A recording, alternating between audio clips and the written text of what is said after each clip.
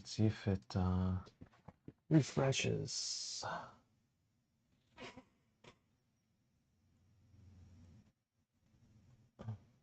Yes. Hello, everyone. Whoever is here joining us on the live stream, or anyone watching this back afterwards. It's Monday again. It's 6:30 p.m. EST, and we did not do a live stream last week because we were recuperating from Chicago C2E2 convention. That video is edited and up on the channel as well if you want to take a look at an overview of the convention. Yes. And as usual, we're going to start with a book review today. Yes, we are. We are. Yes, we are. Get comfortable, get cozy, and Or not. yeah, if do you're your workout maybe. or do your workout. Try to be cozy while doing it. Do something, whatever you want. Do whatever you want. You can do, well, yeah, try not to hurt anyone, but you can do whatever you want. Okay. So, it's the book I'm showing is the artwork of The Boy and the Heron. And I bought this one at Toronto Comic Con, which was 3 weeks ago. I think, yeah, 3 or maybe. 4 weeks ago. So there's a cool vendor which you said you saw them at another convention, not just I think I saw them at Baltimore, and I didn't get their name because I didn't think I'd be seeing the same. I thought it was just like a local vendor. Yeah, they had so many art books, like insane amount of art books. Only art books. And really good ones too. Yeah, amazing one. Ones that I've never seen before. Except of this one, I bought JoJo's, another. So I have 2 JoJo's art books now, but the one I bought there is better than the one that I had before. But this isn't JoJo's. No, it's not. This is The Boy and the Heron. Yeah. I really like seeing the sketches. Look at the way I don't know if it's Miyazaki himself, probably. But look at the way he draws that pattern on the fabric, which makes sense on each fold. Very cool. Hi, Jamie. How are ya? Hey, Jamie. Oh, and this scene, by the way, if you haven't seen the movie, it's just amazing. It's the opening scene with the fire. It's so amazing. It's like I've never seen anything like it in any movie, not just animation. It's like it's hard even to explain it, how beautiful it is. And so many things happen at the same time. A lot of characters, you see a lot of characters together, and everybody moves and behaves. Yeah, it's a crazy scene. The opening scene.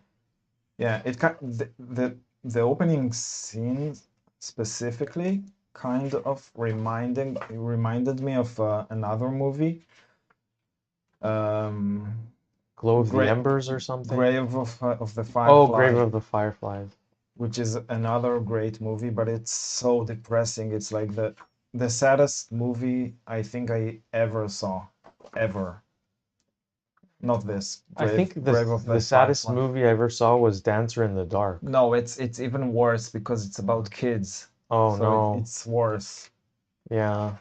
But it's a beautiful movie, but it's... Does it have to do with the Second World War? Yeah. Yeah, okay.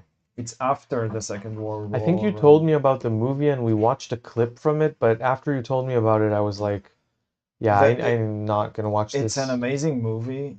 The animation is great. Everything about it is amazing, but it's so depressing. Jamie says, I'm okay, thanks. Yeah, exactly. I just said, yeah, I think I'll wait a bit. I think he answered about how's he doing? Oh, okay. No, because I was just saying when you told me about the movie, I was like, and then he wrote, I'm okay, thanks. So maybe I thought it was about that. I really like the sketches. I think it's Miyazaki. And yeah, there's a scene with the old ladies. he draws It's old ladies amazing. I really remember. cool. This reminds me of the old lady from Howl's Moving Castle. Isn't it from Spirited Away?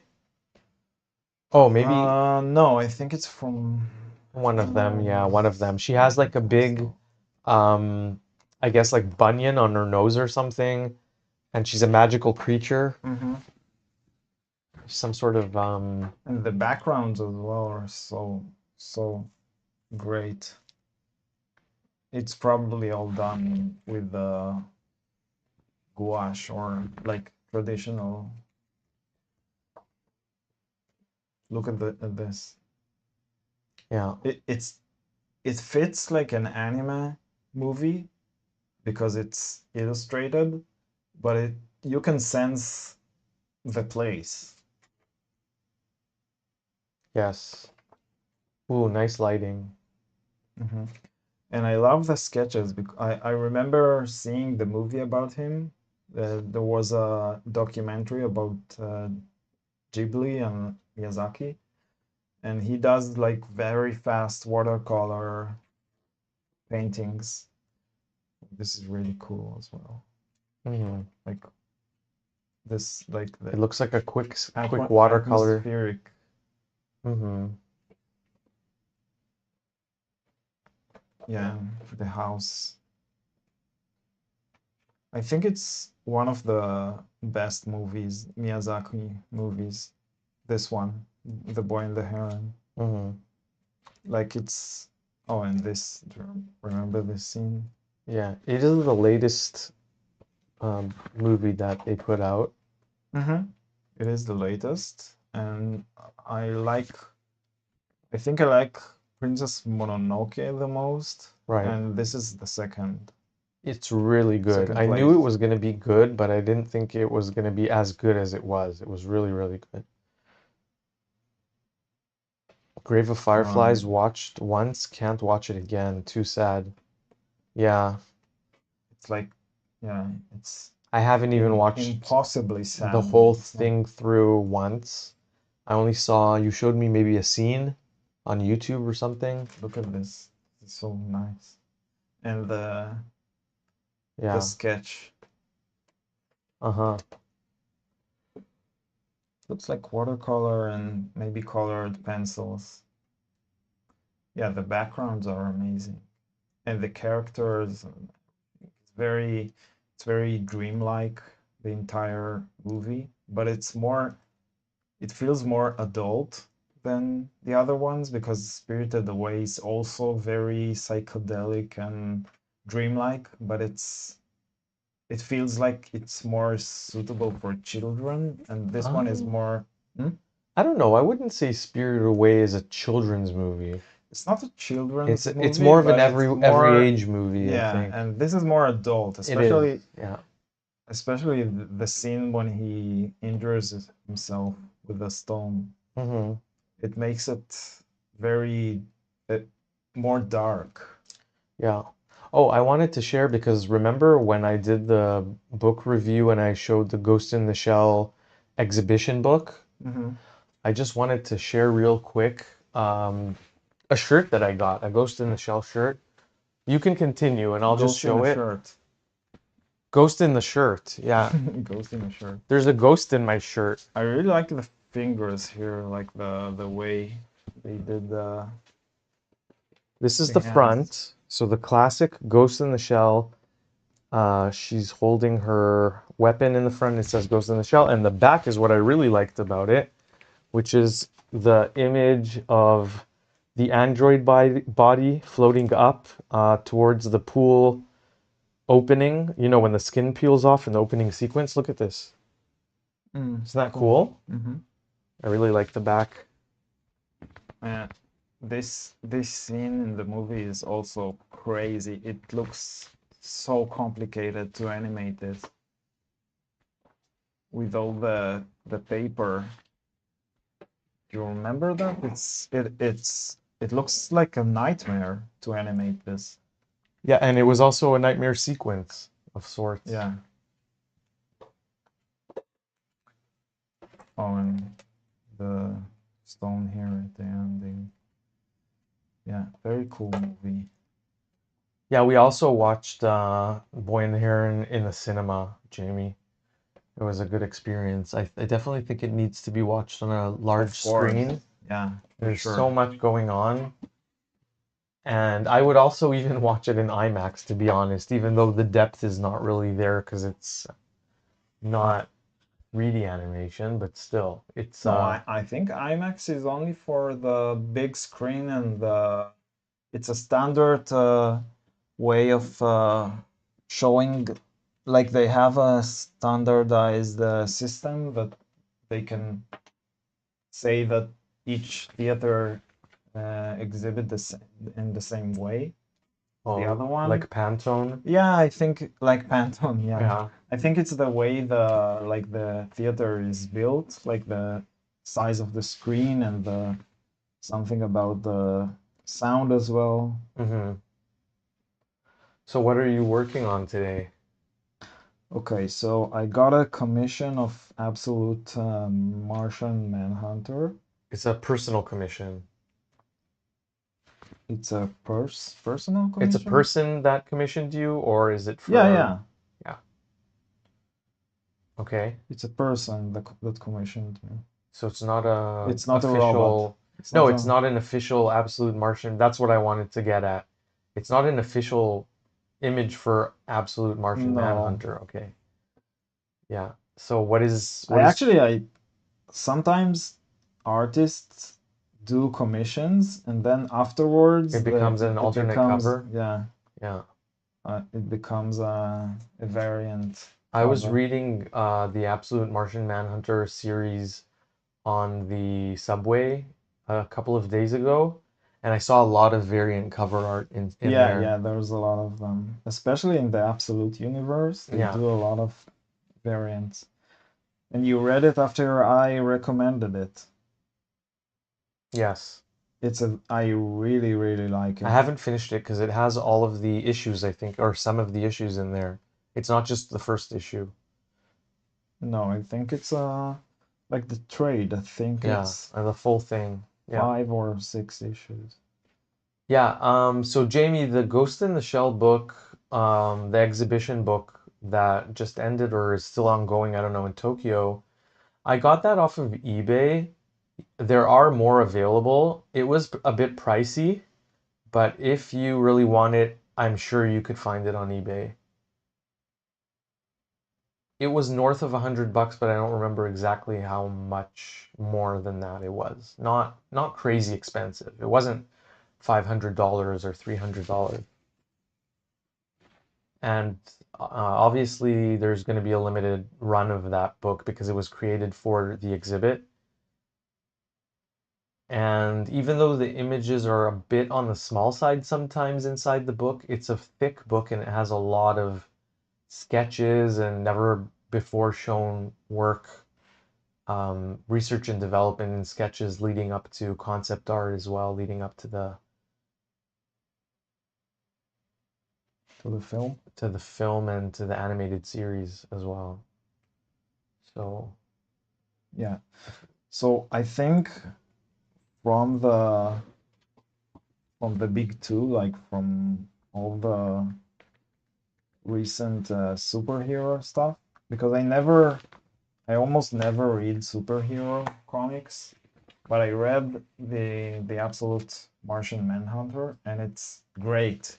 It looks amazing. The art is amazing, and the story is also very interesting. It was actually more interesting than a lot of the um, indie stuff. Jamie asks, Near, what was the JoJo Bizarre Adventures art book that you called that you got recently? I think we can show it maybe next time. It's a very cool.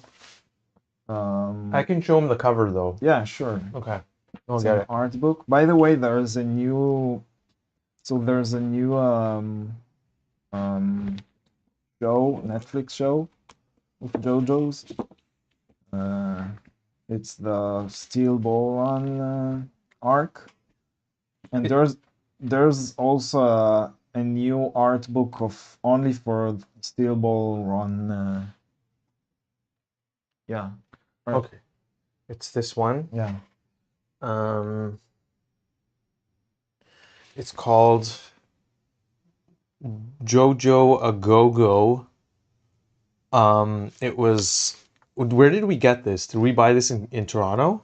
Yeah, Toronto Yeah, so it was Comic. $49 Canadian. It was the same vendor, the boy in the heron. I bought the boy in the Yeah, heron. so that's what that looks like. This is the back, unless, in case you want to see who. So it's put out by Viz Media Shonen Jump.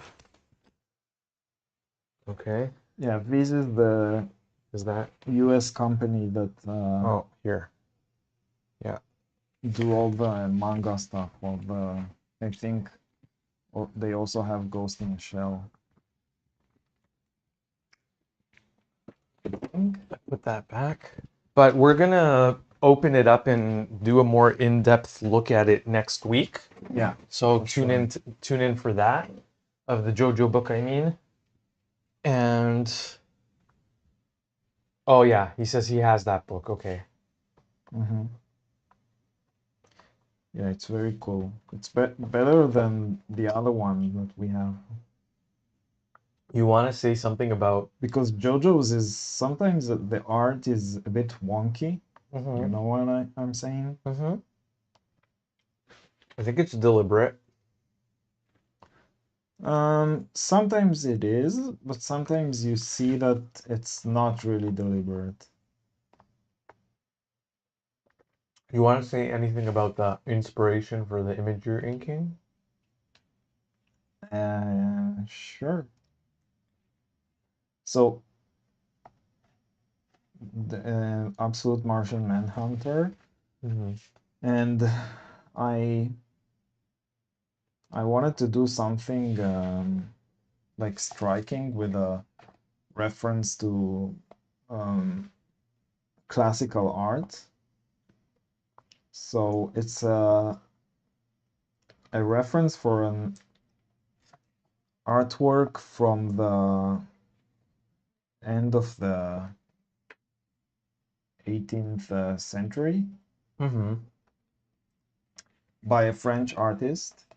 I think I saw the art itself. I think we both seen it. It's in the Netherlands, and the art is you can show it. It's, I am showing it already. The Cyclops by Odilon Redon, which is a French artist, and it's the art itself is very weird, I have to say. It's about the Cyclops. What's his name? I forgot his name. Polyhemius, that fell. Polyphemus? I don't know how to pronounce. I'm not sure about the pronunciation. Polyphemus or Polyphemus? Do you want to read the Wikipedia? Yeah, sure. It says the Cyclops, in French is called Le Cyclope, is a symbolist painting by Odilon Redon that depicts the myth of the love of Polyphemus for the nymph Galatea. It was painted on oil on cardboard, then mounted on wood, and is now in the Kreuler-Müller Museum in the Netherlands. The painting has been variously dated between 1898 and 1914. That's quite a big window. How do they not know a more precise? Because he probably didn't write the Right, but date then on the but painting. artists, so people, there are people who specialize in specific artists' histories and their body of work, and wouldn't they be able to know when it was made, more or less based on the colors and the style? Because that changes throughout an artist's career as well. There's like a fingerprint for different ages of. Apparently not. Galatea is shown asleep on the lower right, her body blending into the flowery hill slope. In the upper half of the painting, the head and shoulders of the Cyclops Polyphemus tower above a mountain ridge as he turns his one eye in the Naiad's direction. It appears Polyphemus has hidden himself from the nymph behind the rocky terrain, too shy to directly confront her. Helpless form, helpless in parentheses, in quotes. Although the name given the painting refers to the figure of classical myth, the subject may also carry overtones of the one-eyed giants that populate the folklore of Aquitaine region where Redon grew up. Aquitaine. I've never heard of that region, but yeah, it is a bit weird because it's almost weird. like, First of all, the Cyclops itself, it doesn't look like most of the paintings of Cyclops, they look like humans, yeah, right? And they only have like this one looks more muscles. like a sock puppet. Yeah, it doesn't look like anything. It's like Yeah. something very, but I think he wanted to Cyclops are considered monsters, right? They're not just good deities. They have like sinister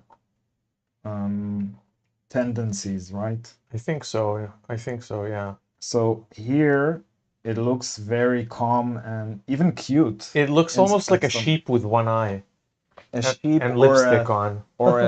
you know where when dogs hear something at a distance, then they tilt their heads slightly.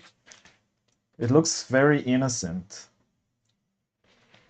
which is interesting, first of all. And second, I think the colors that he chose are also very interesting because it looks almost abstract, the background. Polyphemus. Polyphemus. Okay. So that was the inspiration for your. Yeah, I thought it's so in the Martian Manhunter is also sort of outsider that is like depicted in a positive way. I thought it's and he also looks at his relation with the human is very like an outsider, but he wants to help. I thought it's suitable for the idea here. And I think so Tatiana wrote me that the only thing that he wanted is for it to be psychedelic. Right. What about Jamie's commission? It's ready. Is it on its way or not yet? No, so we're doing the mystery sketch event again. Yeah. And I'm supposed to do a couple of sketches, depends on the amount of orders they get. So we are waiting for me to be done with all the sketches, and then I'll send her like a bunch A of packet, which is better because it means that it's going to preserve the shape of anything inside the packet. And because it's art, it costs more money to ship. Yeah. And it's easier to do it with when you have like a bunch of art together. So it is finished, and in the meantime, it's in its own dust-free, light-free space. It's already in the package. Oh, you already packed it now? Yeah. Okay, so it's in the package. It's completely. The package is not sealed yet, but it is. But it is closed, and it is the commission is in its own sleeve and everything. Yeah, for sure. So. Yeah, it's not the first. Hey, Jillian, how are you? It's not the first time I'm sending out original art. Happy Monday to you. Even though, hi, Jillian, what's up? Even though it's always a bit stressful to send art. Yeah. But it's been okay in the meantime. That was me knocking on wood. I don't really believe in the superstition, but it can't hurt. Even unless you Knock really hard. really exactly. This is exactly what I wanted to say. Mhm.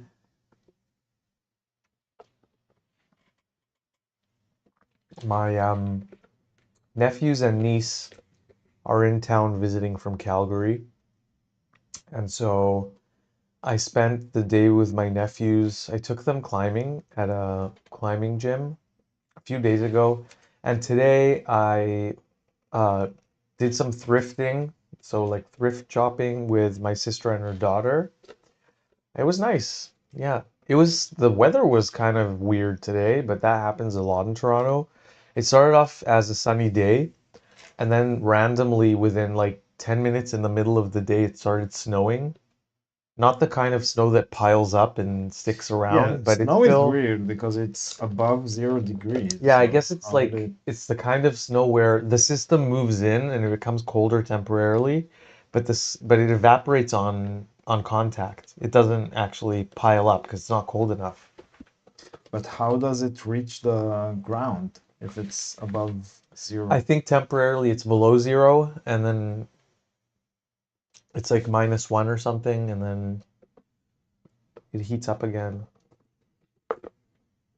Yeah, because a few days ago we had like plus 17 degrees, Yeah, was it and actually now plus it's, yeah, 17? it was. I Could I be. I went outside with like a short t-shirt with a t-shirt, and I felt okay. It wasn't cold at all. Jamie says, I'm looking forward to getting it framed and putting it up in my office with my other Blade Runner art. We'd love a photo of that once you put it up Yeah, to see for what it sure. looks like next to the other pieces. Yeah. What do you think about the art that I chose? What do I think about it? Yeah, The art itself or what you're making out of it? the art itself. I think the art itself it almost looks to me like. It's a very famous painting, by the So, way. first of all, Yeah. I've never seen it before. You've seen it I because we have. saw it in the museum there. Okay, so I at least I don't recall seeing it, but I Yeah. will say that do you know how there are methods utilized by illustrators and concept artists in which you create splotches or stains with ink or with washes, and in order to get the creative juices flowing, you just create a bunch of like silhouettes Yeah. and then you find shapes in them and you Mm-hmm. fill them in. Yeah. It almost looks like the actual Cyclops was some sort of stain on the page. Mm-hmm. Yeah. This doesn't, because if you look at the anatomy, like some kind of weird wonkery is happening here with Yeah. the ears and the forehead and where the mouth is placed and the angle of the neck. It just doesn't really look like anyone planned anatomy I here think at all. that's the reason the painting is so successful because it's weird. I think also what we're talking about now, it wasn't really done back then. Yeah. Sort of like picking out shapes from stains. Mm-hmm. It wasn't really a commonplace technique. And then as well, if you look at the figure too, it almost looks like a cave painting of a person, Mm-hmm. almost. The figure that's The figure lying that's laying down. down, yeah. Um, just very, very simplistic. Yeah, but the anatomy is perfect. It's correct. It looks. Then the neck, that means the neck is completely broken and this person has a humpback. No, I mean, like, it's not like perfect in a way that it depicts reality. Right. It's perfect in a way that looks like a real thing. It looks like a real thing. Yeah, okay.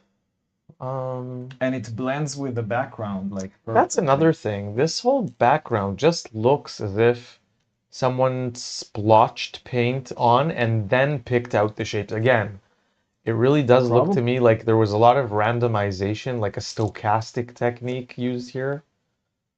Um, Yeah. I could be wrong, but and you're saying that in a positive way, right? oh, I'm just saying it in a neutral way. It really does stick out for if it was painted in 1914, which is the latest estimation, it's still out of place it's anachronistic. Like it's not an average type of set of techniques that were used in that time, right? Yeah, but the modernist movement already started by then. Yeah, still. It Yeah. might have started, but this was not a well-established type of image. And then you have the colors as well, which are all over the place. It's like it almost looks like modern. It could be something that someone created last year, Yeah. even like a contemporary. Yeah, but I would like it less if it was modern piece. Mm. Because the context matters. Yeah. So I guess what pushes it over the edge for you is the anachronistic feeling it gives you, knowing that it was made back then. Yeah.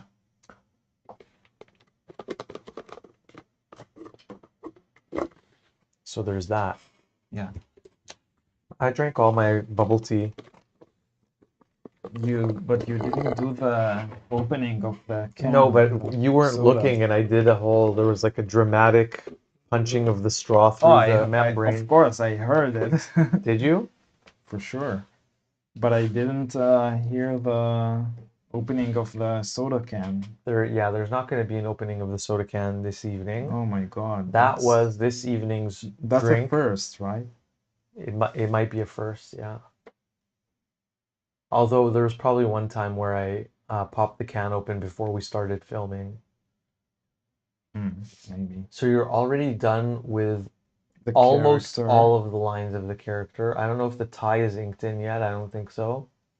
The tie is gonna be black. So. Oh, okay. So you're waiting for the white lining on top. Yeah, I was thinking about doing the suit black as well, but it's gonna blend too much with the background, which is the Martian Manhunter. So are all of the dark blue filled in areas going to be black? Black, yeah. Okay, so that's actually not a lot of black. It's okay. I mean, you've done images that have more black in them. No, I'm not. I didn't mean like the amount of blacks on the page. I meant like it's gonna blend with the shapes of the shadows here. Yeah. And it's gonna be hard to understand what you're seeing. Yeah. So he has probably a bright. By the way, he also paid for digital colors for this. Oh, that's cool. Yeah. Yeah, I like that. Yeah, some of the commissions I get sometimes are in color, so they ask for watercolor. They don't specify. Yeah. But you've done watercolor commissions before. Yeah, I've done watercolor. Which turned out very vibrant. I also done some gouache ones. And I've done some that were digital. So when it's digital, I scan it and then I color it with the probably Clip Studio. And then they get a print with the original. Right. Jillian says I was at WonderCon. It was cool. Oh. When was WonderCon? The same time as C2E2. Was it? What city was it in? LA. Okay. Yeah, we haven't been to WonderCon so far. No. We are probably going to go to Fan Expo this year as guests, maybe. And then we're doing TCAF in Toronto. Something happened to the technical pens. It doesn't flow. The pencil? The pen. I think it's clogged. You can use a different one, or isn't it a whole process unclogging it?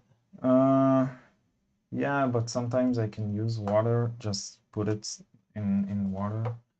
Maybe it'll work. I'll go on to. That's the same with airbrushing. It's sometimes you just put some thinner in there, like a lacquer thinner.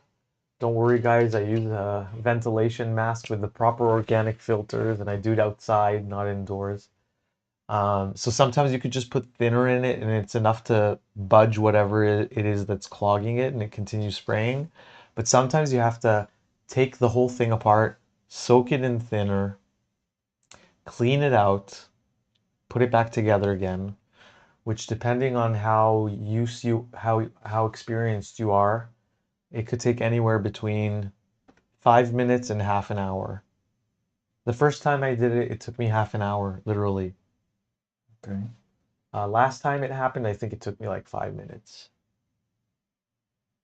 No, I don't wanna take this apart because it's really delicate. It has a inside there's a very very thin like pin, Yeah. but it's so thin. It's thinner than hair. Would Than a you try hair. using an airbrush with ink for a piece? No, No? it's too complicated. It's not that complicated. I have a mini compressor and it's not toxic, the ink. You could just put a regular mask on and try it. See if you like it. I even have an extra airbrush for you if you want. Yeah, but how would I for what? I'm never using gradients. You can use it for stippling. But then I need to block everything. I need to like cut the paper with in this like in the No, same not shape of the. necessarily. No. I have airbrushes that have nozzles that are pretty thin and you wouldn't need to, it doesn't go everywhere like a spray can. You can control that to a much higher degree. The the cone of spray paint, the radius is not extreme. So there's an artist that I know Yeah. um, that he uh, Uses sponges. started. Yeah, Simon de Mio. Yeah. He started with, I think he used airbrush at start, but it was too messy and complicated for him to Right, do, so right. he switched to using Sponges. sponges. I wonder what type of sponges he uses because I've seen the gradients and they look so smooth. Yeah, it looks digital. His art looks digital. There's a question for you. What do you think about liquid charcoal as I'm thinking about trying it out? Have you used it? No, I don't know. Liquid charcoal. I didn't even know that Yeah, that I was a think we saw thing. it just yesterday No, I when we went to. saw liquid graphite. Okay. Graphite that's water soluble. Yeah. Okay. But I don't think I mean, it makes sense that there would be a type of liquid charcoal, but I don't think I've ever seen it being No, used. I You've never used it. no. No. Liquid charcoal. Let me look online. It's interesting. In like terms of like coloring, I only use watercolor, gouache, and I have acrylic gouache, which is basically acrylic, but has a it looks like gouache, but the chemistry is the same, almost the same as the acrylic colors. Yeah, the I'm looking at some Google images of like swatches done with Oh, liquid and chalk, I also charcoal. use Have I been saying liquid chalk? colored pencils. I meant liquid charcoal. Um, it looks interesting, Jamie. Oh, you said liquid chalk I because think I we said use liquid them. chalk because we use that for climbing, Yeah. but I meant liquid charcoal. Um, yeah, it looks interesting. It gives, when it dries, it really does give like a charcoal effect. Mm-hmm. But I guess Like a bit shiny. no, not shiny, but just the sort of like patchy effect that is very tied in with charcoal. Mm-hmm. But I guess you can apply it with a brush, right? So that would be one big difference. And it also looks like you can get some watercolor looking effects with it, So from what I gather. that's the thing. Why not use watercolor? I guess the finish is different. And also, it sounds like liquid charcoal would be more opaque, depending on how you dilute it. But even watercolor, even when using black watercolors, it's still semi-transparent. No, watercolor. The whole thing about watercolor Is you is can only that make it's things darker. transparent. Yeah, That's the whole you thing. can only layer. It can only get darker and darker and Yeah, darker. There but is no. you work with it. It's not a I bug. hit. It's It's a a feature. feature. Well, yeah, some people would call it a bug too, though, because what happens when you want to use white? Okay, but then you can use gouache on watercolor. You can Oh, start yeah. with watercolor and then use gouache or colored pencils on the. I'm This is a basically what I'm doing. Yeah, I'm a fan of mixed media, especially if there's a reason for the mixed media, just like the one that you delineated, where you use watercolor and then you use gouache Mm-hmm. for the whites on top. So that's Yeah. cool. Or I like it when people mix water soluble pencils and inks as well. So like pens or just brushed inks. Yeah, I'm using after I do the watercolors, I Yeah. use I sometimes use colored pencils. Yeah, it's colored pencils, especially the water soluble ones are really cool. And And the ones that are suitable to draw on watercolor. I think all of them are okay because they're more opaque.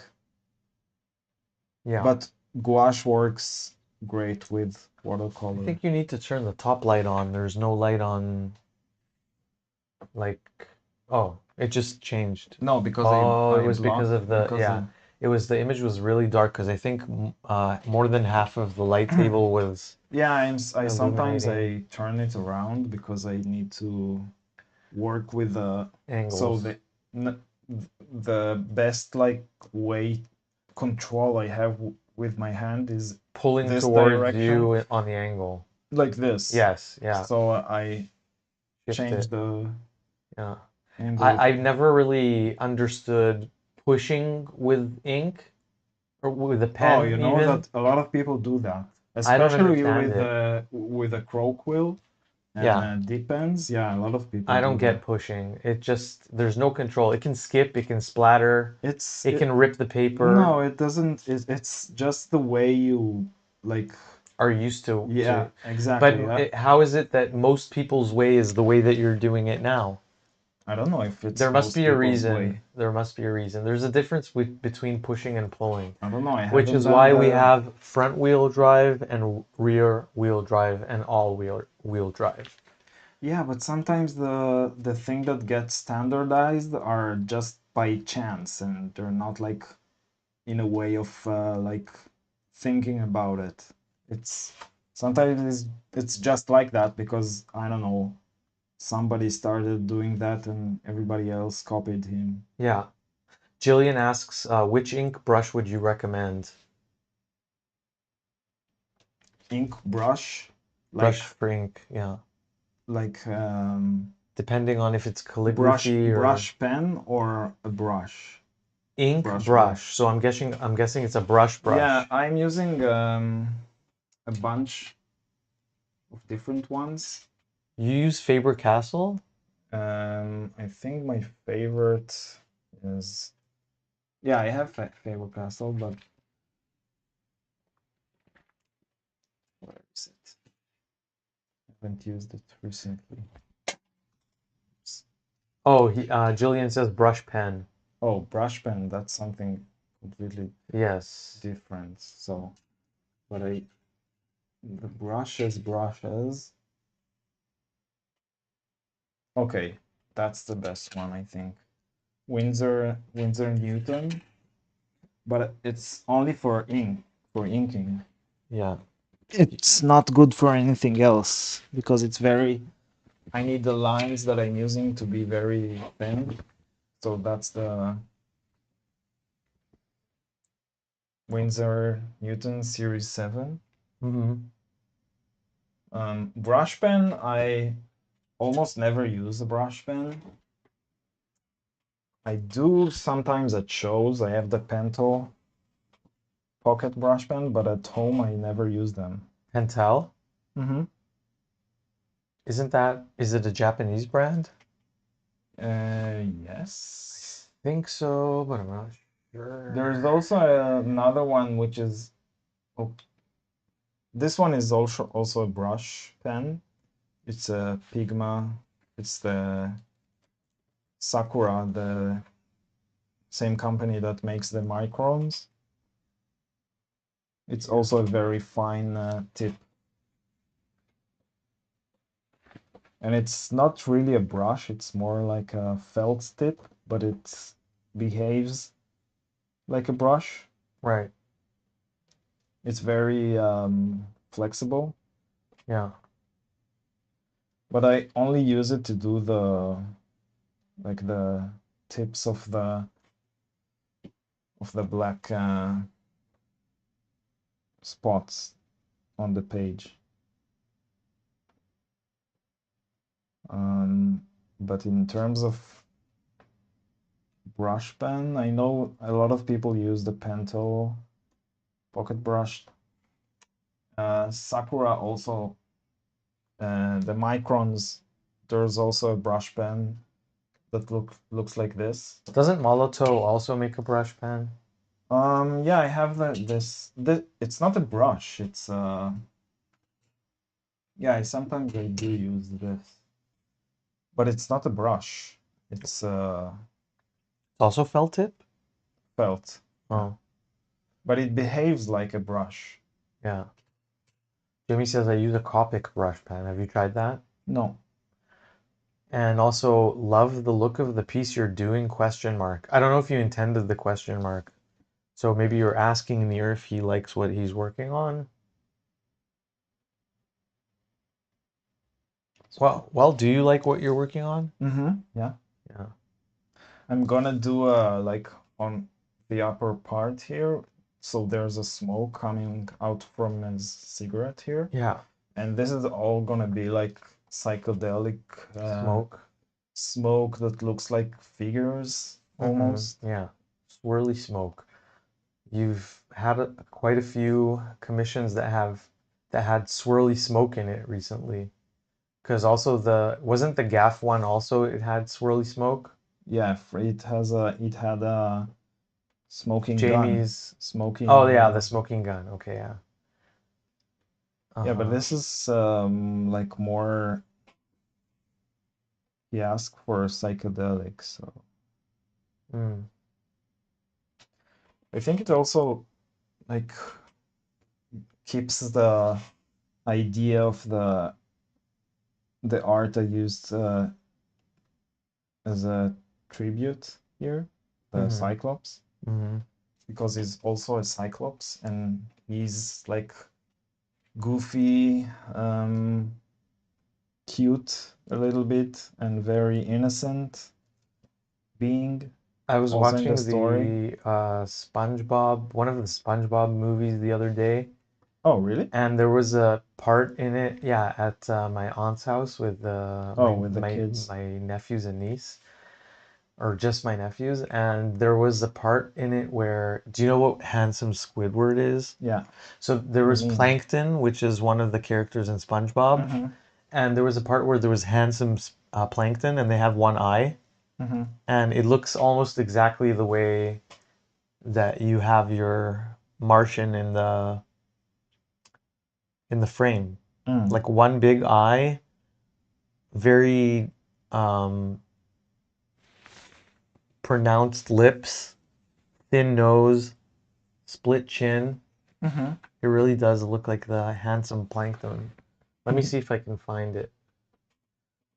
I like to know how much my mind fills in the blanks and It's how funny much. that I think they understood that it's going to be a meme, and they kept doing that Listen, it over. looks so much like, look at this. Look at this. It really does look a lot like But it. let's show the absolute Martian Manhunter. No, I know. Here, I'm just gonna put this right And here. then show the absolute Martian Manhunter So design. I'm talking about this, right? Handsome Plankton. Yeah. And then By the way, the artist was it C2E2? Javier Rodriguez, I think his name. yeah. But I wanted to talk to him, but I didn't get a chance to do that. Yeah, so it I didn't really have does look a lot time. very similar. I mean, It's a very cool design though. yeah. So he did like a model from clay or something. Did he? Where did you see that? Here. Oh. Oh, is that what I missed the bottom right of the image. Okay. I think I showed the book at some point here. Maybe. Or we talked about it at least. For sure, I think I showed. It's really one of the best superhero stories I read recently. Jillian asks, what paper are you using at the moment? I'm using Clairefontaine 180 grams extra smooth Bristol board. Okay, Clairefontaine. Let me see if I can find that and bring it up, just in case you miss it. It's paper is a complicated topic. Did you say smooth Bristol board? Yeah, extra smooth, extra white, Clairefontaine. Is it this one, the one that I have on the screen? No, that's Strathmore. It's Oh, not Clairefontaine. but I searched for Clairefontaine. This one? No, this. All right. No, this is 205. Yeah, it's 205. Is Sorry. it? Okay, so good thing I looked for it. But I'll just bring that up on the screen for you. Yeah, so it is this one that Yeah. says, it says Clairefontaine is the company. It's 205 Yeah, gram. it's a French company, and if you're in the if you are in North America, the best way to order it from is from the UK.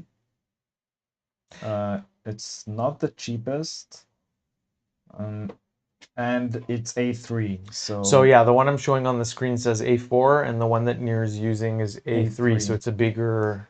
Yeah. But if you're in North America, most people use 11 by 17, which is a ledger, I think. Ledger, is it called? I don't know, maybe. And yeah, they don't cut it in this format, so it's only either A4 or A3. But there are other type of papers that are fine. I like this one because it's very smooth. It's the smoothest paper I found that fits my Your needs. Yeah, you like yeah. it when there's no texture to it. But a lot of people, most comic artists, especially in North America, they use the Strathmore one that you showed before, 300 series. I think it's easier to find in stock, right? Oh, for sure. Here, By a lot, by a yeah, big margin. it's easier, it's cheaper, but it has texture. Right. It's not the texture is not, it's not very toothy, but it's more than I need. So for Yeah. me, I prefer this.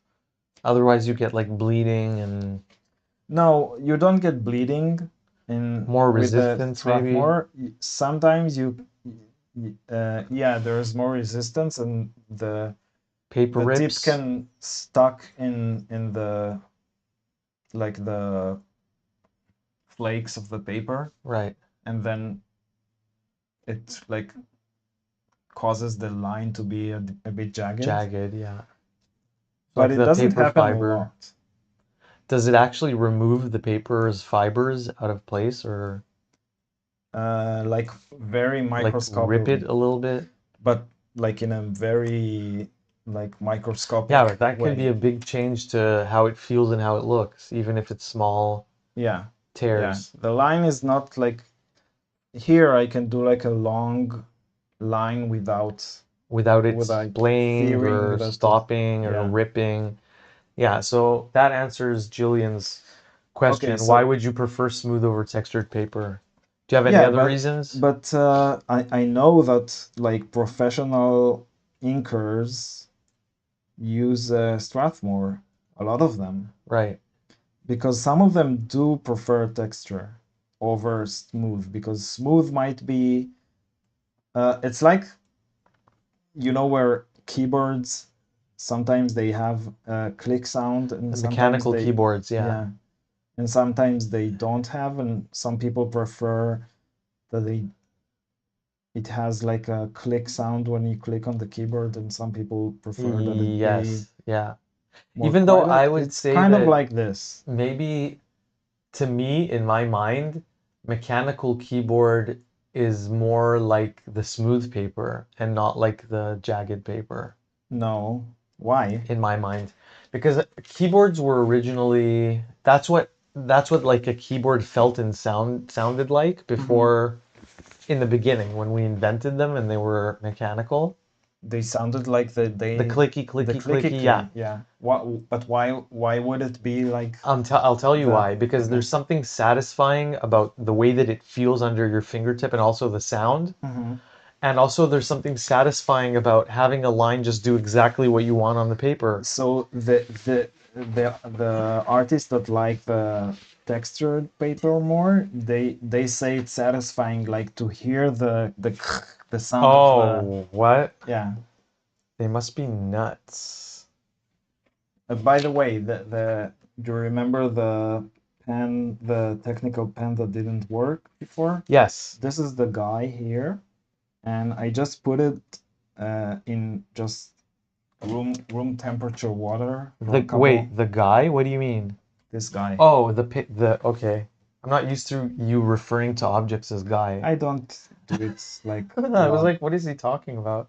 Sometimes I do it. So you just placed the tip of it in water Yeah, for how long?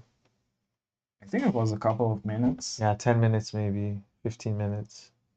Yeah, so it usually happens when it has a very tiny, like it's so delicate, the tip of it.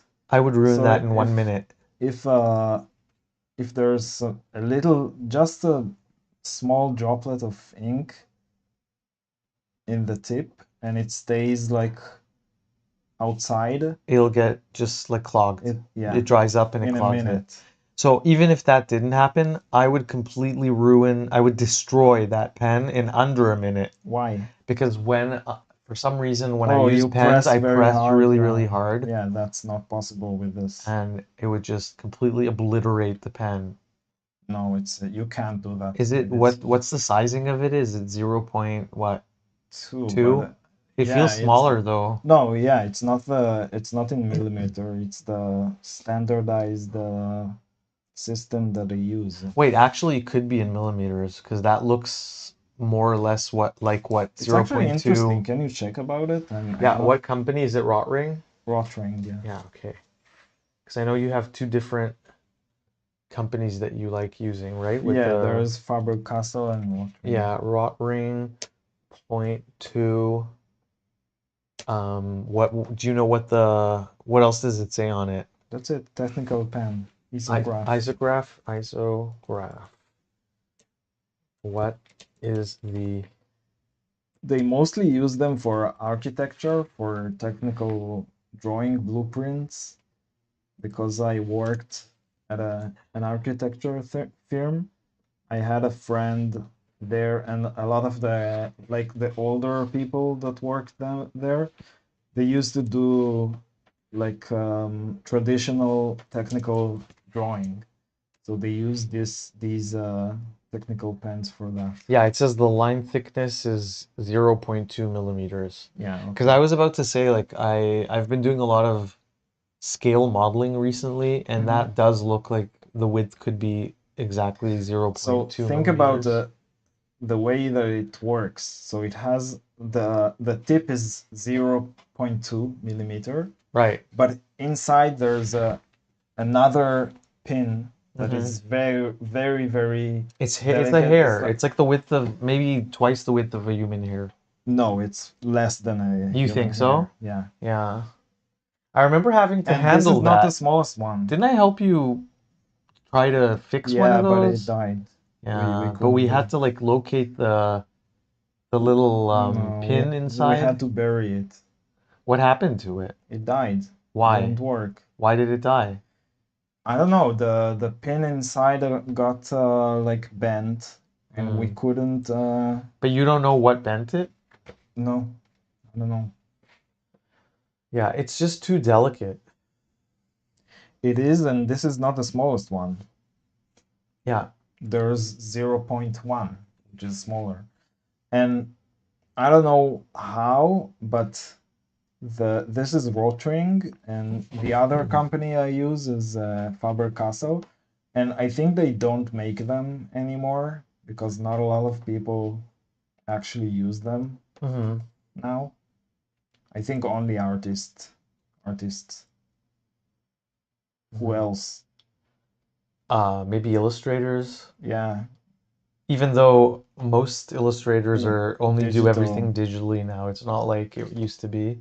Yeah, Um, I think for commercial stuff, the only ones that are still working traditional is comic book artists, yeah, right? actually, It's very interesting that that's the way it is, but because you know, back in the day, all advertisement was done of course, obviously everything, not just manually. yeah, not just So the advertisement. Coca-Cola logo that Andy Warhol designed was done physically, manually on a piece Yeah, of paper, on a but piece of canvas. I'm saying not just that.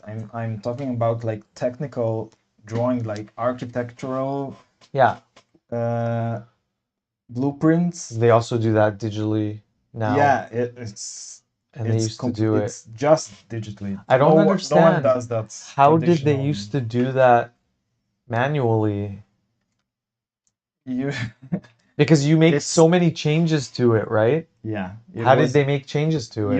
you can use a knife.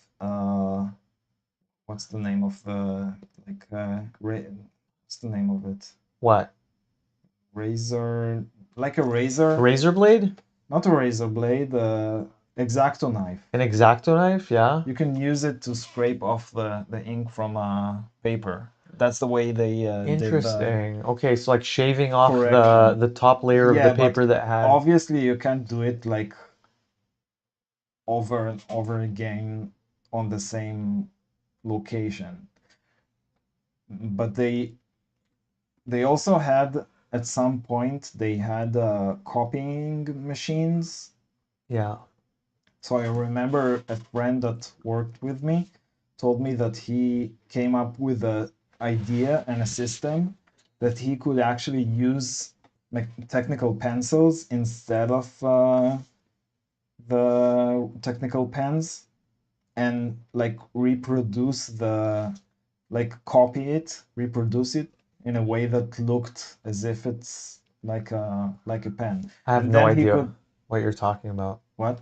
I have no idea what you just said. So to do a blueprint in Yeah. architecture, Yeah. you start with a pencil. Really? Now you do it. Everything is done like No, but back in the day, they back in the started with day. Yeah, pencils, but wouldn't pencils. that easily smudge and erase? No, you start with a pencil. You do the like this like the sketch of the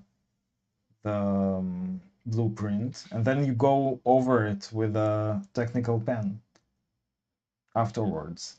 Right. I guess sometimes you could start with the technical pens, but if you don't really have something that is completely planned already, it's going to be hard to start Yeah. right on with the same as when I do drawing. It's the same way. But yeah, so they started with a technical pen. So he came up with a system that he could only use, but it was only after they had copying machines. Right. Before that, they had to Oh, like draw now it. only now did I understand what you were talking about when you said copying machines. Yeah. Because I didn't grok how he was turning a pencil sketch into something that resembled Yeah, they ink. had like a big copying machine. Yeah. So it wasn't like a scan. They didn't have a computer. It was like in the 70s or yeah, Yeah. 70s, I guess. I don't know. I thought the So mofo was like tracing over it with ink. yeah, everybody was tracing over with ink, like tracing paper over the sketch. So they did everything with a pencil, planned everything with a pencil, and when everything was ready, Mm. like the plan was ready, they used to copy over it with a technical pen, so the lines would be more precise. But he had a system that he developed that he could copy the blueprints with a pencil, with a technical pencil, instead of the because the whole thing about architecture is they use we use a different line wave to depict different things. So, for example, I think I explained it some at some point because I use the sort of the same technique in comics, Yeah. in illustration. Mm. So in architecture, if you want to depict something that is very supposed to be very prominent, like the most important thing You on put it in the bold, right? yeah, you put it in very bold line. Yeah. So that's the reason there's all kinds of Line line width thicknesses, yeah. thicknesses for the technical pens. Jamie says, have you seen any techniques or styles recently that have influenced how you approach your own work? Yeah, I'm trying to remember. I remember I saw something that was interesting. I think it was in terms of coloring style, but I don't remember what it was. First of all, I looked again because I'm working now on something that I. It's funny Again, that can't talk yeah, I about? can't talk about. Yeah, it's a that's the actual reason I'm not doing the silent streams recently Yeah, because I can't show the stuff that I'm working on. right. But Do you I know that you can't show it, or are you just yeah being like no doing due diligence no and being like, no I'm not gonna. I signed Oh, an you signed an NDA. NDA. Oh, I know what you're talking about now. Yeah. I can't I can't show it and I can't talk about it. Yeah. Obviously, I can talk about it if I don't say what it is, but Or so anything about it. but I can say this. Hmm. So I was trying to find like a cool and interesting way to color this specific story, Yeah. and I thought about something that will. The whole thing that I thought about is for people to be like, "Oh my God, I've never seen anything like that," Hmm. and it's pretty hard to find like a art style in terms of coloring style Right. that is unique because we all see the same, almost the same way, and there are the color wheel. You can't invent a new color wheel. Too bad though. I mean, Yeah, that's gonna be very cool the if you could. closest we've come to it is we went down a rabbit hole a month ago about how you can trick your brain into seeing a color that doesn't exist. Yeah, So the technique is basically you stare at on a screen at one color and then you stare at it for a while so that your the rods in your eyes and your brain itself get used to seeing that color in that spot. It like sort of trains your retina in a way, and then they instantly turn it into a different color, and you keep looking in the same spot, and for a moment, or sometimes it lasts more than a moment, your brain thinks that it's seeing a color that doesn't really exist, I guess. It's like an overlay. You're getting an overlay of what you've gotten yourself used to seeing over the past 60 seconds and what you're seeing now. Mm-hmm. So they sort of blend. So that, and they give names to those quote unquote colors. Julian says, what tool do you use for filling in the big parts in black? Wait, but I haven't finished the Oh, the previous question okay. about what art have I seen, because I started the story of like I was looking for something different in terms of coloring, and I remembered that I've known and seen before some artwork by Jack Kirby, specific um, pieces that he made, I think later in his career. You can show them. It looks very psychedelic and very colorful. Just look for Jack Kirby. I don't remember the name of the pieces, but if you write psychedelic, it will. I'm sure you'll see it.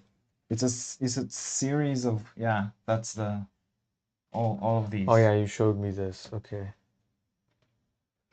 Uh-huh. Yeah. So I don't see a lot of this style in like comics, Yeah. but it's not it's not like I took it as it is, and I don't know, I used it the way it looks. I'm trying to develop something else, but kind of in this sort of vibe. Yeah. I really like this. It's really interesting. I think this is a well-known image. No, this is not Jack Kirby. Looks like It says Jack Kirby. Yeah, but it's Pinterest. Oh. I think it's just this. This is Jack Kirby. This is Jack Kirby. Oh, this I like. That's very cool. Mm-hmm. This one I like. This is also Pinterest though. Yeah, but this is Jack Kirby. Yeah. I know the specific piece. It's like a city or something. This too? Yeah, but that's, I'm not sure if that's probably his inks, but I'm not sure if it's his colors. Yeah. Yeah, all of these are his. This looks like someone was on some substance. That's what it looks like. I'll just, the way that people describe their trips, Mm-hmm. even though I haven't done psychedelics before, hallucinogenics, this sort of looks like what my mind conjures when they speak about it or write about it. Very vibrant colors, high contrast, shapes that recur but are different, all sorts of like geometric patterns, faces, temples. Yeah. I think that we probably associate the psychedelics with this specific style because of the Beatles and because of the all of the art that was done, that was actually inspired by art nouveau, like from a long time before that. But yeah, the 60s, they've done a lot of album covers that was kind of looking like this style. Yeah. But I remember I've seen if we get back to the question, Yeah. I remember that I saw something oh, I know what it is. It's the comic book with the silver lines over the black paper. Uh-huh, yeah. Okay, that was interesting. Was that a local artist's book? I don't think it's local, but we bought it. I bought it at the The Beguiling in Toronto. Yeah. I think he's Japanese Mm. because his name sounded Japanese. Which tool do you use for filling in the big parts in black? All different types of tools that I have. Yeah. Did you go over it in one of the videos that are on your channel? Is there a video in which you talk about the different? I think we have a video of art tools. Yeah. But I'm not sure if I talked about the blacks. So the blacks, for the corners, the small corners, I use smaller tools, sometimes I use a brush. Yeah. The brush that I showed here, this one. Yeah. No, not this one. Where is it? Yeah, this one, Windsor Newton. Yeah, but you can't see anything because it's so dark. It's still pretty dark. Maybe a light above temporarily. Yeah. Okay, that's better. Series 7, Windsor Newton. It says size 000 maybe? Yeah, I think it's the finest of the series, yeah.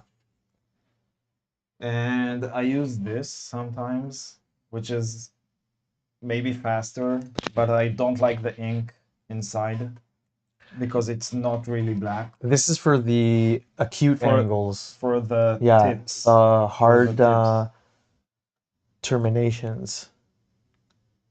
Yeah, because if I'll use only the big brush, you won't be able to produce those angles. Yeah. Afterwards, I'll use a bit bigger.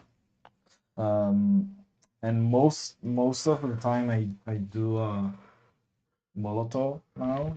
I think this is the finest for the medium size.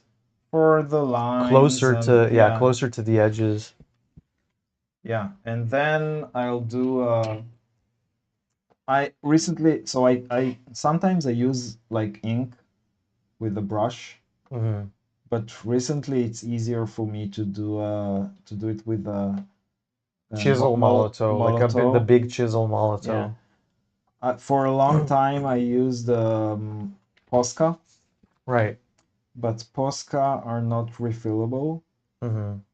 They're a bit cheaper than Molotov. But they're not refillable. But the ink is okay. It's the same as Molotov almost.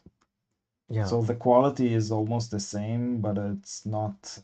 You can't refill it, so it's like all over. It's gonna be more expensive. Mm-hmm. And for the bigger parts after that, I have all kinds of sizes of Molotov. I have this, and there's this. It's just really, really dark, so I don't think anyone is able to. It's like, oh, that's a little bit better. Oh, that's the pump marker 611EM. Okay. That's like it's a flat chisel, large surface cover, a felt tip by Molotov. Yeah. Where was I? Where were you in the piece? Yeah. You were still doing the corners, I think. No, I was doing the smoke here. Yeah. I think I'm done with the smoke. So I move now on to start with the medium-sized black. Yeah, which is this Molotov. And I'm gonna do You always The you need to lines, press yeah. it. You need to press it a couple of times to make the ink flow. Yeah. Yeah, I know all about that. But if you press it too much, then it's gonna, Create a puddle. yeah. Pool up. We don't want that. So you see that I'm going all the way to the tip here that I already inked, because the tool here is thicker, and if I would do the tip, it would come up as a rounded shape instead of a Pointed shape. pointed. Yeah. Wouldn't it be amazing if someone invented a tool similar to what you're using that could change the tip radius while you were using it? Are you talking about dip pens or No, brush? no. Brush No, does I'm that. talking about a marker that has the same feel and same pushback as a marker, not a brush, but that had some This sort of like adjusting. this What is that? it's a felt tip, but it's very flexible. But It how has, fine can you go on it? I did it. I did this with this tool. Okay. But there's no like way of adjusting it to a specific size. I'm saying if there were a knob on the end and it would say 0.2, 0.3, 0.4, 0.5, Oh, 1, 1.5, 2, but 2.5. you need to. How would you be able to draw like this? It's hard to like do. You'll need to do like a couple of things together instead of just No, not pushing I'm not harder. saying in order to change it mid-line. I'm saying one tool that would embody all of the different widths that you use. Oh, So you change it in between not lines. not not No, like not in while this you're while you're. no. But you do that with a brush while you're. Yeah, I guess. We have not seen Project Hail Mary yet. No. I'd like to see it. I think it's still in theaters, probably. It only recently started showing. And I think you really liked it, Jamie. Is that? Jillian asks, do you ever draw or sketch with a pen? With a pen. Yeah. Everything here, everything I use is a pen. No, but I think they're talking about They're like drawing or sketching. That's a different. You're not drawing or sketching. I'm using dip pens, I'm using technical pens, I'm using all kinds of pens. Everything I'm using is a pen. But for specifically for sketching, like sketching straight away with a pen. Oh, not recently, but I've done it a lot. Yeah. Um, just because I can't correct Yeah. anything, so I prefer doing the sketch. Sometimes when we go figure drawing, I'll sketch with the pen during the short poses, Yeah, if it's fast, yeah. just for the fast poses. What is that? What is what? Something happened. I don't know. There's some sort of alarm blaring outside. I think like a fire truck or something. But yeah, so for the short interval poses, I like using a pen sometimes, a ballpoint, because it makes me not put that much stock into Yeah, not precious about not be precious about like the lines that I'm putting down. I know that it's permanent and it doesn't matter, so I just have more freedom. I'm not erasing anything. I know that I can't erase anything. And then for the longer poses that are, let's say, 10 minutes and above or 15 minutes and above, I like doing a really loose pencil sketch to get the composition and the sizing, the proportions right. And then I either do, so this is like a very me thing. I haven't seen other people at figure drawing do this. I either do pointillism with a pen on top of the lines, the pencil lines, which is basically just taking a ballpoint pen and making a series of many small dots that are the same radius. What do you think of the coloring painting of Bella Rocklin, the Marvel card comic book Yeah, artist? Do you know her? I know her. I haven't met her personally. I just know her from Instagram and stuff like that. And I think Yeah. she was at C2E2 Yeah. just now. She was there, and I wanted to maybe go and talk to her, but I don't know. I didn't have time for that. Yeah. I think she's done OAX Yeah. recently. Yeah. What is her sort of, what makes her unique? Do you know?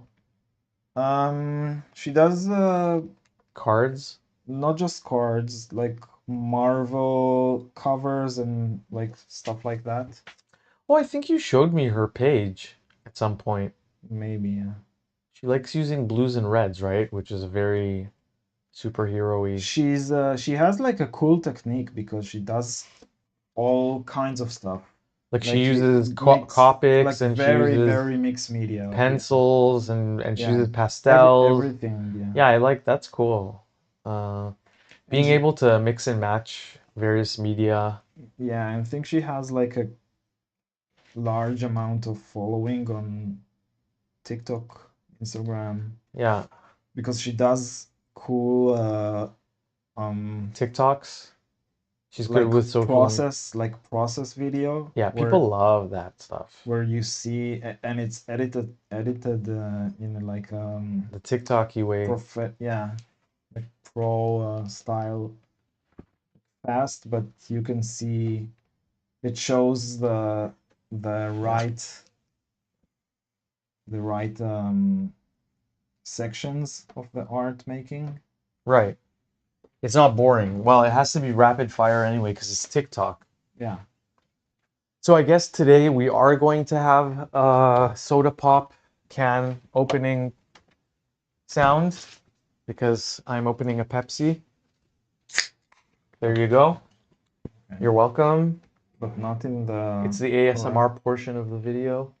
it's not at in the correct timing. No, not the correct timing, but it still happened. So I guess better late than never. Yeah. I know a lot of collectors like her stuff. Yeah. And yeah, but Does she? I'm thinking that she's more of like a very mainstream type of imagery for DC and Marvel, like the yeah, does she have her own visual style as well or not? it's more mainstream, I It's more guess, mainstream, yeah. but it's very high quality mainstream. Mm-hmm.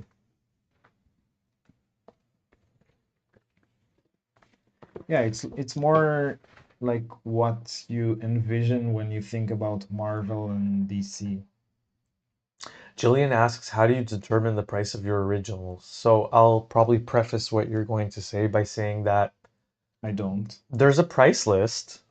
Yeah, but it's not me that does that. No, the Near's art rep is in charge of pricing. She knows how to do it and, the industry itself and how But to I place. know like I can probably explain more or less how she does it.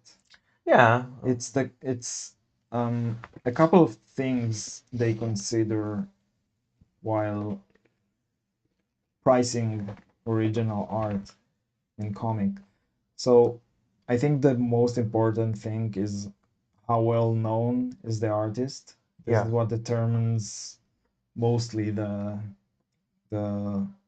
price. Yeah. But then there are like more technical. How much work goes into the piece? Yeah, how much details? How big it is like physically? yeah, and mostly covers are more expensive than interiors. Right. And splash pages or double pages are more expensive than pages with a lot of panels. Mm-hmm. And then there's like the X factor, which is is it striking? Is there something interesting? And then there's the appearance, characters, or like if there's anything special about the page, then Right. it's going to be priced higher. Mm-hmm. And the amount of details, Yeah. the date when it was drawn. But yeah, if you have an art rep, they know how to do it.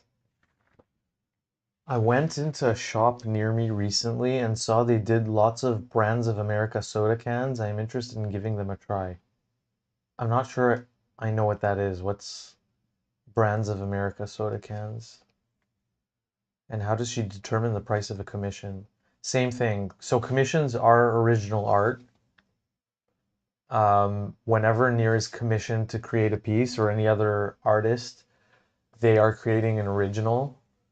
And so the same considerations go into that as well. Everything that Nir But the said order is it's not the is a bit same order different. Yeah, I guess because it would be maybe complexity first, size second.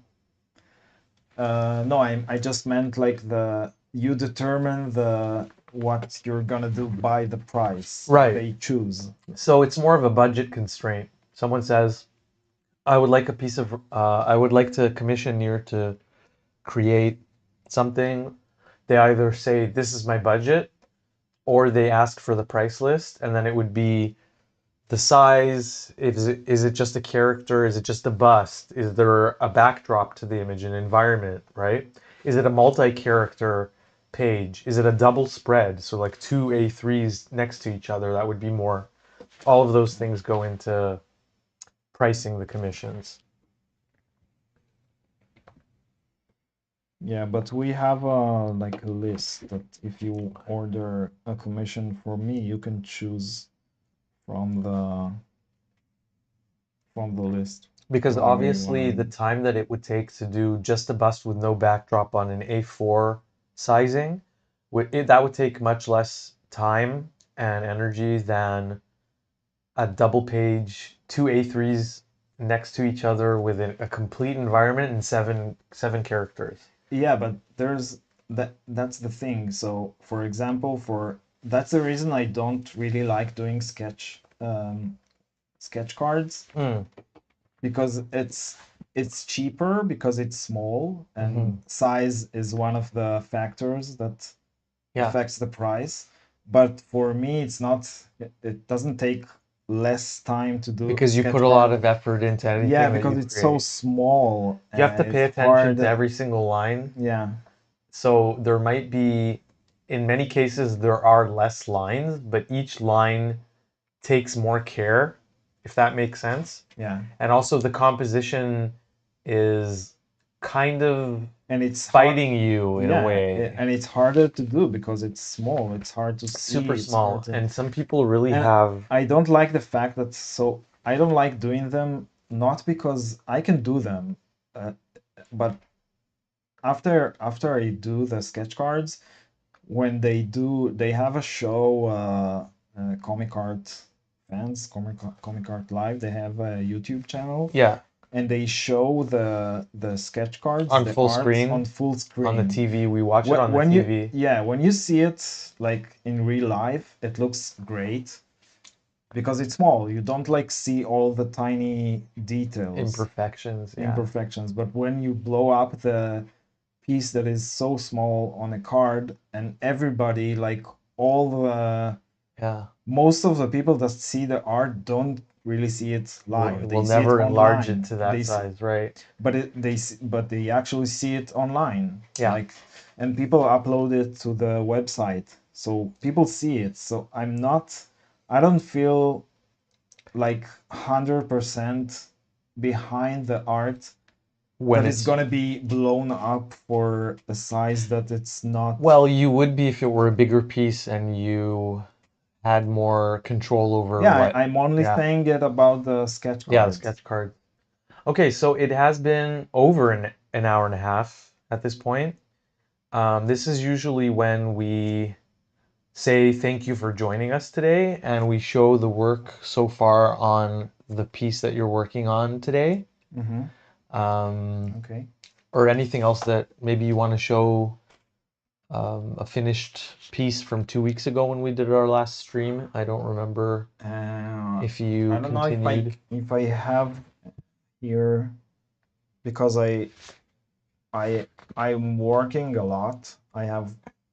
I'm working like 8 hours a day, but I can't show anything, so Right. it's not. No, I'm talking about the what you worked on last time we did the live stream. If you finished it I think it was afterwards. the gap. But formation. did we Oh, so that's already packed. Yeah. We can't show the finished.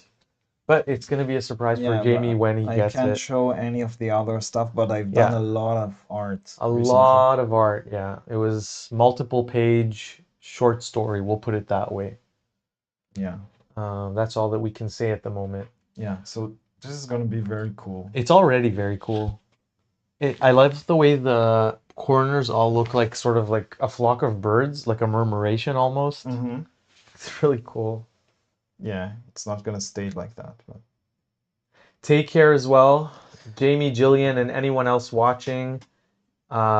Anyone that watches this afterwards, thank you for watching the video. We hope that you join us next week as well. We are returning to the regular schedule of once a week. oh, and cool announcement. Oh. I have